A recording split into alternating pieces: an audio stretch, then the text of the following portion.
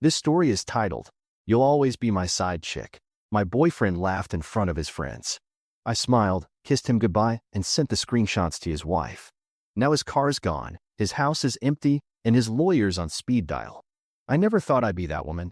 You know, the one who falls for a guy's lies, who becomes the other woman without knowing it. But life has a way of throwing curveballs when you least expect them, and sometimes the person you trust the most is the one who betrays you in the worst way possible. I met Marcus, 31M, at a local coffee shop where I, 27F, work as a barista. He came in every morning, always ordered the same thing, an Americano with an extra shot, and always left a generous tip. He was charming, well-dressed, and had this way of making everyone around him feel special. Looking back, I should have seen that as a red flag. Our relationship started slowly. First, it was just morning conversations over coffee. Then he asked for my number, and before I knew it, we were texting every day. He told me he was divorced, had his own successful business, and was finally ready to start dating again. I believed every word. The first few months were like a dream. He took me to nice restaurants, but always in the next town over. He never invited me to his place, always coming to mine instead. He said he was renovating his house, and it wasn't presentable yet. There was always an excuse, but he made them sound so reasonable that I never questioned them. His friends were another story. I only met them once, at a bar where we ran into them accidentally. They seemed surprised to see me, exchanging looks I couldn't quite read. Marcus introduced me as a friend, which stung, but he later explained he was just private about his relationships. That night, after a few drinks, one of them made that comment that would change everything. "You'll always be his side chick," followed by laughter. Marcus played it off as a bad joke, but something in his eyes told a different story. That night, I couldn't sleep. The next morning, I started digging, and what I found turned my world upside down. The truth didn't come from my late-night Google searches or social media stalking. No, the universe had a crueler way of revealing Marcus's lies, one that would leave me hyperventilating in a hospital bathroom, mascara running down my face, and my whole world crashing around me. It started with a simple phone call from my sister Emma, 25F. She'd fallen down the stairs and needed someone to drive her to the ER. I rushed there immediately, still wearing my work uniform, coffee stains and all. The waiting room was packed, and as we sat there, I started telling her about Marcus's weird friends and that comment about being a side chick. That's when I heard it, his laugh. That distinctive, warm laugh that had made me fall for him in the first place. I turned around, and there he was, in the hallway. But he wasn't alone. He was pushing a wheelchair with a very pregnant woman in it, his hand resting protectively on her shoulder. I felt like I'd been punched in the gut. The woman was beautiful, glowing even, wearing a massive diamond ring that caught the fluorescent hospital lights. My heart stopped when I heard him say, "Just a few more weeks, Sarah, and we'll meet our little princess." I must have made a sound because he looked up. Our eyes met, and for a split second, I saw panic flash across his face before he quickly looked away, pretending he hadn't seen me. The pregnant woman, his wife, kept talking about nursery colors, completely unaware that her husband's mistress was having a breakdown 20 feet away. I ran to the bathroom, my legs shaking so badly I could barely walk. Emma followed me, holding my hair back as I threw up. 9 months, I kept saying between sobs. 9 fucking months of lies. The timeline hit me like a truck. He'd started dating me right around when his wife must have gotten pregnant. While I was falling in love with him, planning a future, his real family was growing inside her. My phone buzzed. A text from Marcus. "I can explain everything. Please don't do anything crazy. Sarah's pregnancy is high risk, and she can't handle stress right now." I stared at my phone, tears blurring my vision, remembering every business trip that must have been time with his real family, every renovation excuse that kept me from his house, every private person explanation that kept me off his social media. But what broke me most was remembering how just last week, he talked about our future together, about maybe moving in together soon. Emma held me as I slid down the bathroom wall, my body shaking with sobs that I tried to muffle with my hands. "I'm going to destroy him," I whispered, my voice hoarse. "I'm going to burn his perfect little life to the ground." That's when I remembered. I had screenshots. Hundreds of them. Every loving message, every future promise, every explicit photo he'd sent me. And most importantly, I had proof of every lie he'd told me about being divorced. My hands stopped shaking as a strange calm washed over me. Sometimes, revenge doesn't need to be complicated. Sometimes, the truth is devastating enough.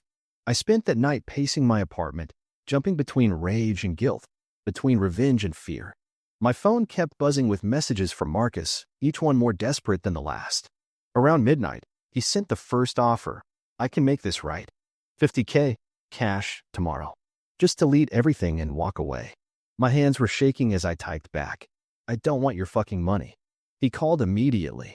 I don't know why I answered. Look, his voice was different now, cold and calculating, nothing like the warm tone I'd fallen for. You're upset. I get it. But think about what you're doing. Sarah's blood pressure is already dangerously high. The doctors said any severe stress could trigger complications. Do you really want to be responsible for harming an innocent baby? I ran to the bathroom and threw up again. The image of his pregnant wife in that wheelchair kept flashing through my mind. What if something did happen? What if the shock sent her into early labor? What if the baby didn't make it? Could I live with that? You're a real piece of work, I finally managed to say, my voice trembling. First you try to buy me off, and when that doesn't work, you use your unborn child as a shield. This isn't about us anymore, he hissed into the phone. If you tell her and anything happens to my baby, I swear to God, I will make your life a living hell. I know lawyers. Good ones. I'll make sure everyone knows it was your fault. Think about that. You'll be the homewrecker who risked a baby's life for revenge. I sank to the floor, my mind spinning. The worst part was, he was right. If something happened to the baby, I'd never forgive myself. But then I remembered something. All those times he talked about our future together, about having our own kids someday. He'd been planning a future with me while his actual future was growing inside his wife. Just give me until the baby is born, he continued, his voice softening to that familiar, manipulative tone. 8 more weeks. That's all I'm asking. After that, you can do whatever you want. I'll even double the money. Just, please, think about my child. I ended the call and curled up on my bathroom floor, sobbing. The rage was still there, burning in my chest, but now it was mixed with something else, crushing guilt about potentially hurting an innocent woman and her baby. His manipulation was working, and I hated myself for it. My phone buzzed again. Another text from Marcus. I know you're a good person, Sarah. You don't want this on your conscience. 8 weeks. That's all I'm asking. I stared at that message for hours, my thoughts racing between revenge and restraint. The screenshots felt like they were burning a hole in my phone. I wanted to send them right then, to blow his life apart like he'd blown up mine. But the image of his wife in that wheelchair kept stopping me. 8 weeks. He wanted 8 weeks. Fine. I'd give him 8 weeks. But not because he asked for them. Because that would give me time to plan something much worse than just sending screenshots. Emma came over that weekend with a bottle of wine and found me surrounded by crumpled tissues and old photos of Marcus and me. I'd been alternating between crying and rage cleaning my apartment for 3 days straight. The moment she walked in, I burst into tears again. He offered me money. I choked out, showing her the texts. $50,000 to keep quiet. But only after the baby is born. He says he needs to make sure his wife stays safe through the pregnancy first. I expected her to be as disgusted as I was. Instead, she put down her wine glass and stared at me. Take it. What? Are you insane? After what he did to me? Listen to me. Emma sat down beside me, her voice unusually serious. Remember last month when you were crying about not having enough startup money for your coffee shop? The one you've been dreaming about since college? The one you've been working double shifts for? My throat tightened. The coffee shop. My dream. The business plan I'd been working on for 2 years was sitting in my desk drawer, mocking me with its impossibility. I needed at least $40,000 for a down payment on the lease and initial equipment. It's blood money, I whispered, but my voice wavered. No, it's asshole tax, Emma countered. He broke your heart. He wasted 9 months of your life. Why shouldn't you get something out of it? I got up and started pacing, my hands shaking. But what about his wife? The baby? The baby will be fine. And honestly, his wife will find out eventually. Men like Marcus don't change. But right now, you have a chance to get something for yourself out of this mess. I stared at my phone, at Marcus's last message. After Sarah delivers safely, I'll give you whatever you want. Just give me these few weeks. Please. My dream coffee shop. My own business. Freedom from being someone else's employee. But the thought of taking his money made me feel dirty. I can't, I said, then broke down crying again. But God, I want to. Emma held me while I sobbed, then pulled back and looked me in the eye. Take the money, Sarah. Take it and build something for yourself. That's the best revenge. Using his money to make yourself untouchable. My hands were trembling as I picked up my phone. I stared at it for what felt like hours before finally typing, 100K. The day after your wife and baby are safely home from the hospital. And you never contact me again. His response came instantly. Done. I'll put it in writing.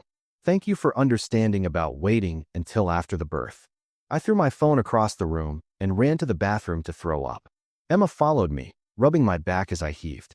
I feel like I'm selling my soul. I gasped. No, she said firmly. You're buying your freedom. And your future. Later that night, Marcus sent over a typed agreement promising the money after his wife's safe delivery. As I signed it, my hands shaking, I wondered if I could really wait those 8 weeks. In my phone, the screenshots still burned, tempting me with the possibility of immediate revenge. But now I had a contract, a promise of a future that could make all this pain worth something. The signed agreement felt like it was burning a hole in my desk drawer. My dream coffee shop. My future. Bought with the currency of silence and broken hearts. 8 weeks. I just had to wait 8 weeks. The next 8 weeks were surprisingly healing. My therapist, Dr. Chun, helped me work through the shame and anger. You're not responsible for his choices, she'd remind me in our weekly sessions. You're just trying to make the best of a terrible situation. Emma and I started having wine nights every Friday. We'd watch terrible reality TV shows, and sometimes I'd go hours without thinking about Marcus or the money. I even started working on my business plan again, researching coffee suppliers and making spreadsheets for equipment costs. The future didn't feel like it was choking me anymore. Then came the text that shattered everything. I'm sorry, but I can't give you the money. Sarah had complications during delivery. She needs special care. I have to focus on my family now. I stared at my phone, my hands starting to shake. Emma was next to me in seconds, reading over my shoulder. That lying piece of shit, she hissed. My fingers were trembling so badly I could barely type. We have a signed agreement. His response came quickly. Sue me if you want. My lawyer will make sure everyone knows you tried to extort money from a man whose wife nearly died in childbirth. I screamed and threw my phone against the wall, watching it shatter into pieces. Emma was already grabbing her keys. Get in the car, she said, her voice cold with rage. We're paying him a visit. And thank God you sent me all those screenshots last month, just in case. She was right. After my first breakdown, I'd forwarded everything to her phone as backup. Just in case he tries something, I told her. Just in case I'm tempted to delete everything in a moment of weakness. 20 minutes later, we were parked outside his office. I knew his schedule. He always worked late on Thursdays. My heart was pounding as we walked into the building. The security guard recognized me from my previous visits and let us up without question. Marcus's face when we walked into his office. God, I wish I had a picture. He jumped up from his desk, panic flashing across his features. You can't be here. Shut up, Emma snapped, closing the door behind us. You really think you can just break a written contract? My wife is fine. I cut in, my voice shaking. I checked her Instagram this morning. She posted about bringing the baby home yesterday. Complications, my ass. He fell back into his chair, his face hardening. Look, the money isn't happening. I was emotional when I made that promise. I have a family to think about. You should have thought about your family before starting a 9-month affair. Emma shot back, pulling out her phone. Before making promises. Before signing agreements. My heart steadied as Emma pulled up the screenshots on her phone. Every message, every lie, every promise he'd made. All safely preserved despite my broken phone. You know what's interesting, Marcus? I said, watching his face as Emma held up her phone. We never deleted those screenshots. All those messages about our future together. All those explicit photos you sent, all those lies about being divorced. I wonder what Sarah would think about those. The color drained from his face. You wouldn't. Try me. I whispered, my voice deadly calm despite the hurricane in my chest. You have 24 hours to transfer the money you promised. After that, Sarah gets everything.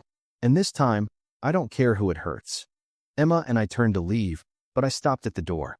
Oh, and Marcus? We have screenshots of your texts about the money too. The ones where you tried to buy my silence. So don't even think about spinning this as extortion. As we walked out, I could hear him making a panicked phone call. Emma squeezed my hand. You okay? I wasn't okay. I was terrified and angry and sick to my stomach. But something had shifted inside me. He really thought I'd just go away quietly. Again. Well, Emma smiled grimly, waving her phone. He thought wrong. And this time, We have receipts. 24 hours passed like a fever dream. When Marcus's response finally came, it wasn't what we expected. My lawyer says bring it on. Who do you think they'll believe? A respected financial advisor with a new family, or a barista trying to extort money? By the way, Sarah and the baby are visiting her parents in Michigan. Good luck finding them. Emma and I immediately checked Sarah's Instagram. The account was gone. Her Facebook too. Marcus had digitally erased his wife's existence. We drove to their house in desperation, only to find it dark and empty. Come to threaten me again. Marcus appeared on his front porch, looking smug. I've been doing this a lot longer than you think, sweetheart. You really think you're the first? I know how to protect myself. I felt sick. There had been others. You're going to lose everything, I spat. He actually laughed. No, I won't. Because you can't reach Sarah, and no one will believe you without her testimony. Now get off my property before I call the police. As we drove away, I was shaking with rage. But then I remembered something. A detail from one of those drunken nights with Marcus's friends. Jason, his closest friend, had been particularly loose-lipped about Marcus's business practices. Emma, I said slowly, remember when Marcus's friends were laughing about me being the side chick? She nodded. Well, I think it's time we had a chat with Jason. He owes me for keeping quiet about his cocaine habit at the office. I pulled out Emma's phone and typed a message to Jason. Hey, it's Sarah. Buy me a drink? I have an interesting business proposition for you. Jason responded quickly. Marcus said you might try something like this. Did Marcus also tell you that the SEC would be very interested in what I recorded you saying about those insider trading tips you shared last summer? 3 dots appeared. Disappeared. Appeared again. What do you want? Information.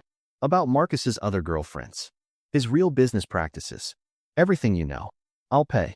You don't have that kind of money. No, but Marcus does. And once I have what I need from you, he'll pay. Just like he tried to pay me before. There was a long pause before Jason's response. Tomorrow, 9 p.m., the Oak Room. Come alone. Emma read the messages over my shoulder. Are you sure about this? I nodded grimly.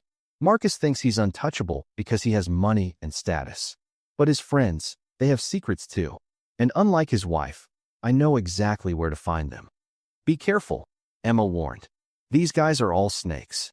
I know, I replied, thinking about all those nights I'd spent listening to their drunken boasting, filing away their slip-ups and indiscretions. But right now, I'm the snake they should be worried about. My phone pinged with another message from Jason. If you're thinking of playing games, don't. I smiled grimly. No games, Jason. Just business. Isn't that what Marcus always says? The Oak Room was nearly empty when Jason slid into the booth across from me. His usual cockiness was gone, replaced by something darker. Nervous energy. 20,000, he said immediately. That's my price. I slid my phone across the table, recording app running. Start talking. For the next hour, Jason laid out Marcus's darkest secret. How Marcus had covered up a massive investment loss by falsifying client documents. How he'd managed to hide almost $2 million in losses by creating fake accounts and shuffling money between them. One mistake had led to hundreds of others, and now he was trapped in an elaborate pyramid of lies that would collapse the moment anyone looked closely. If this gets out, he's not just fired, Jason said, hands shaking as he downed his third whiskey. He's looking at serious prison time, the kind where you don't get to wear designer suits anymore. I transferred him the money on the spot. It was worth every penny. The next morning, I walked into Marcus's office without knocking. He started to call security, but I just held up my phone and played the recording. I watched the color drain from his face as Jason's voice filled the room, detailing every fraudulent transaction, every fake account number, every federal law broken. Turn it off, he whispered. Then louder, turn it OFF. What's wrong, Marcus? You can dish it out but can't take it? Funny how tables turn. He lunged for my phone, but I stepped back. I have 6 copies of this recording in different locations. Emma has copies too. If anything happens to me, if you try to spin this as extortion again, every financial regulator in the state gets a copy. Oh, and Sarah too, of course. Marcus collapsed into his chair, actual tears rolling down his face. Please, he choked out. I'll lose everything. My career, my family, my freedom. Like how you made me lose 9 months of my life. How you tried to make me lose my dream. I leaned over his desk, enjoying how he flinched away from me. The money, Marcus. All of it. Now, I can't just. I started walking toward the door. I wonder what the SEC's anonymous tip line number is. Wait. His voice cracked. He was openly sobbing now, snot running down his face. I'll do it. Just give me a minute. I watched as he made the transfer with trembling hands. $100,000. My coffee shop. My future. If you ever try to contact me again, if you ever try to weasel out of this or threaten me, this recording goes public, I said, watching him wipe his face with his designer tie. And Marcus? Next time you want to call someone a side chick, remember this moment. Remember how it feels to be powerless. As I walked out, I heard him throw something against the wall and break down completely. His sobs echoed down the hallway as I walked toward the elevator, my head held high. In the parking lot, I texted Emma, "It's done." She responded immediately, "Does this mean celebration wine tonight?" I smiled, looking at my bank account balance. Celebration wine? And then tomorrow? We start looking at coffee shop locations. That night, Emma and I celebrated with expensive champagne in my apartment. The money was in my account. My dream was finally within reach. But 3 bottles in, something dark and unfinished stirred in my chest. "It's not enough," I whispered, staring at my phone. "He thinks he won. He thinks he's safe." Emma looked up from her glass. "What are you thinking?" "Jake," I said, pulling up his number. He always knows everything about everyone. The call was quick. Jake's loyalty had always been for sale. $3,000 for Sarah's new private Instagram handle. She made a new account to share baby pictures with family, he slurred. "Don't tell Marcus I told you." I transferred the money immediately. Some things were worth more than cash. My hands were shaking as I sent the screenshots to Sarah's new account. Every message, every lie, every promise Marcus had made about our future. The explicit photos he'd sent me while she was pregnant. The messages about trying to buy my silence. Everything. At 3 a.m., my phone rang. Unknown number. "Is this Sarah?" A woman's voice, raw and broken. The other Sarah?" "Yes." My heart was pounding. I need to know everything. Please." For the next 2 hours, I told her everything. About meeting at the coffee shop. About his lies about being divorced. About finding out about her pregnancy in the hospital. About his attempts to buy my silence. About his threats when he tried to back out of paying. With each detail, I could hear her crying, but she never interrupted. "He's sleeping right now," she finally said. "In our bed. Like nothing's wrong. Like he didn't, while I was carrying his child." "I'm so sorry," I whispered, and I meant it. "Don't be. Thank you for telling me. For showing me who he really is." The next morning, through my hangover, I got a string of unhinged texts from Marcus. "What the fuck did you do? She's leaving me. She's taking my daughter. She's telling everyone. My partners are asking questions. You promised to keep quiet. You fucking promised." I waited an hour before responding, letting him stew in his panic. Then I sent a single message. "You'll always be my side chick, remember?" Guess we both broke our promises. Funny how karma works. I blocked his number and turned off my phone. Later, Emma told me he'd been asked to take an immediate leave of absence from his firm pending an investigation. Sarah, his wife, had already moved back to her parents with the baby and filed for divorce. As I signed the lease on my coffee shop location the following week, I thought about promises, about karma, about how sometimes the best revenge isn't just about getting even. It's about making sure they never forget what they did to you. I named my coffee shop Promises, not because I keep them, but because now I know exactly what they're worth.